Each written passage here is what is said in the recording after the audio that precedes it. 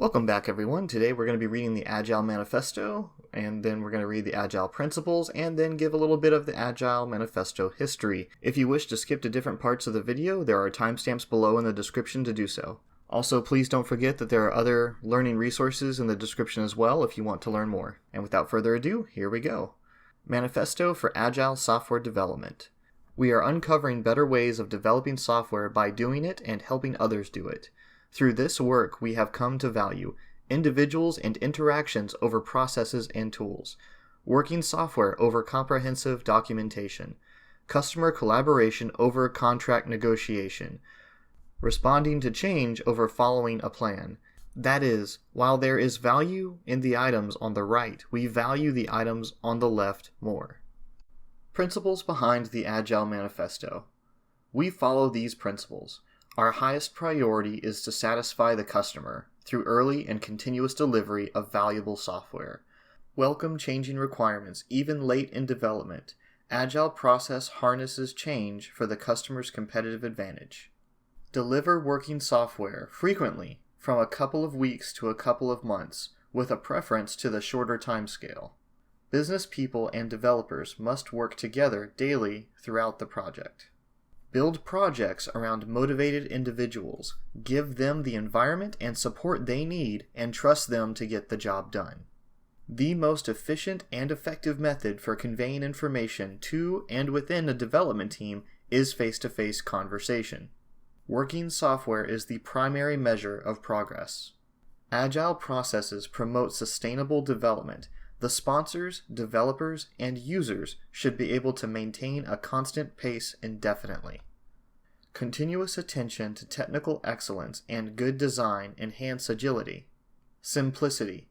The art of maximizing the amount of work not done is essential. The best architectures, requirements, and designs emerge from self-organizing teams. At regular intervals, the team reflects on how to become more effective, then tunes and adjusts its behavior accordingly.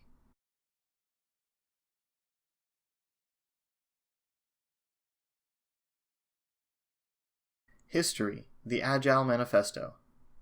On February 11th through the 13th, 2001, at the Lodge at Snowbird Ski Resort in Wasatch Mountains of Utah, 17 people met to talk, ski, relax, and try to find common ground, and of course, to eat.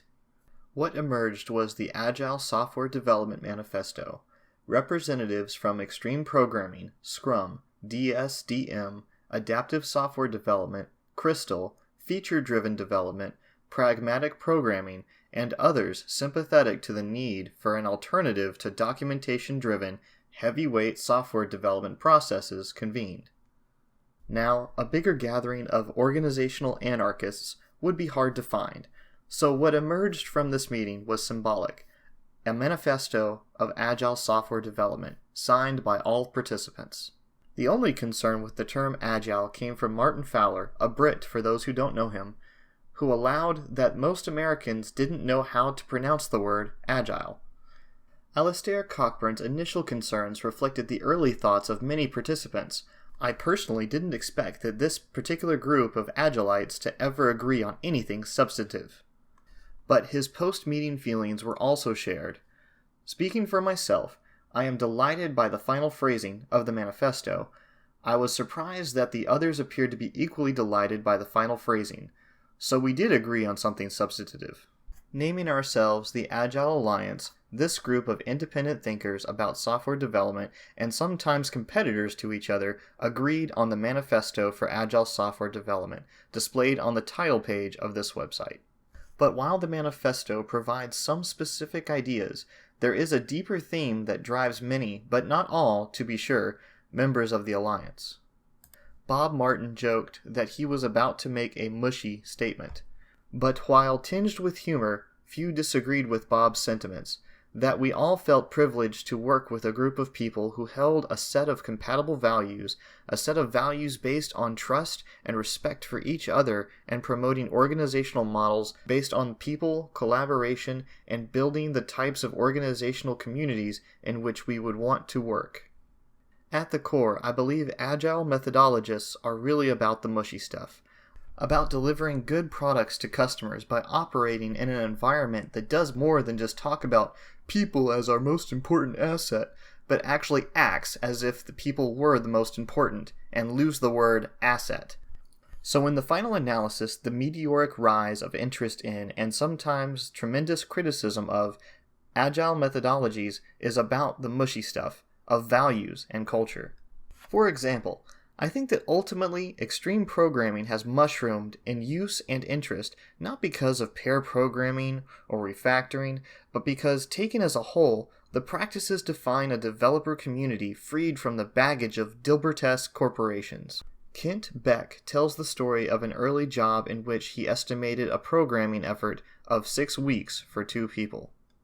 After his manager reassigned the other programmer at the beginning of the project, he completed the project in 12 weeks, and felt terrible about himself.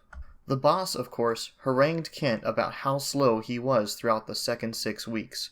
Kent, somewhat despondent because he was such a, quote, failure as a programmer, finally realized that his original estimate of 6 weeks was extremely accurate for 2 people, and that his, quote, failure was really the manager's failure, indeed, the failure of the standard, quote, fixed process mindset that has so frequently plagued our industry.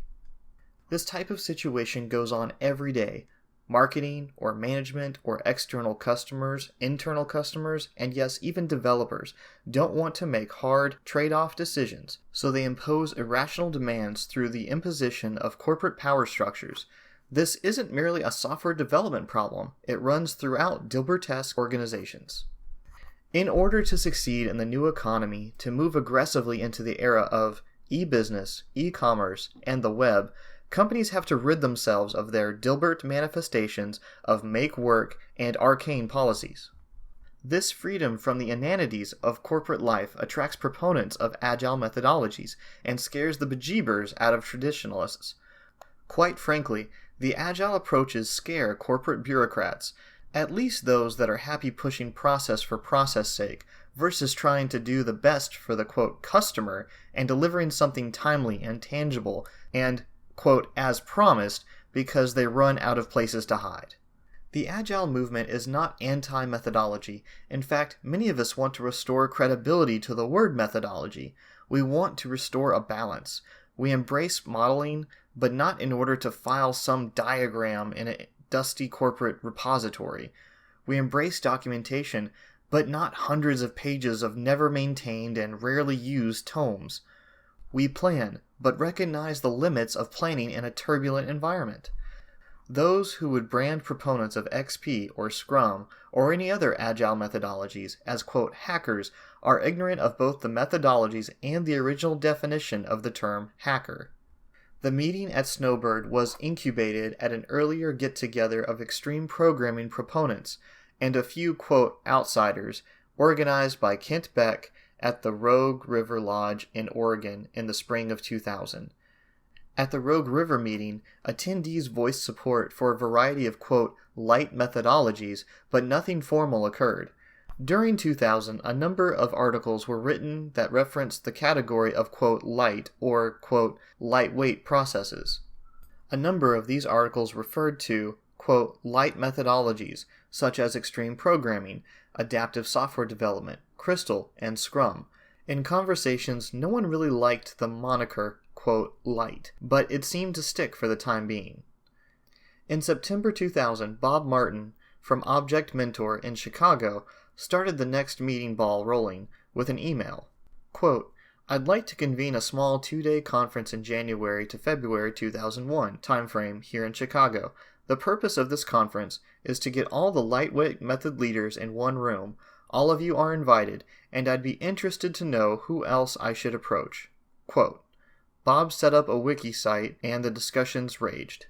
Early on, Alistair Cockburn weighed in with an epistle that identified the general disgruntlement with the word light.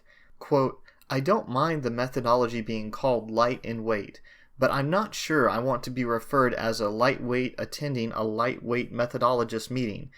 It somehow sounds like a bunch of skinny, feeble-minded, lightweight people trying to remember what day it is. Quote, the fiercest debate was over location. There is a serious concern about Chicago in wintertime. Cold and nothing fun to do. Snowburn, Utah. Cold, but fun things to do. At least for those who ski on their heads like Martin Fowler tried on day 1. And Anguilla in the Caribbean. Warm and fun, but time-consuming to get to. In the end, Snowbird and skiing won out. However, a few people, like Ron Jeffries, want a warmer place next time. We hope that our work together as Agile Alliance helps others in our profession to think about software development, methodologies, and organizations in new, more agile ways. If so, we've accomplished our goals. Jim Highsmith for the Agile Alliance, 2001, Jim Highsmith.